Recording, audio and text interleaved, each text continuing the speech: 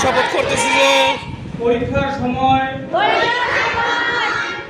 Scale কলম pencil সবকিছু নিয়ে আসবো এবং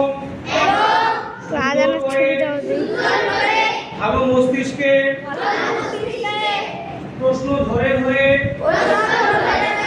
উত্তর লিখব। খাতায় কোনো প্রকার কাটাকাটি ওভাররাইটিং করা যাবে না। লেখা শেষ করার আগে এবং পরে অবশ্যই মনে রাখতে হবে রিভিশনের বিষয়। পরীক্ষা শেষ হওয়ার পর খাতা ধরে ধরে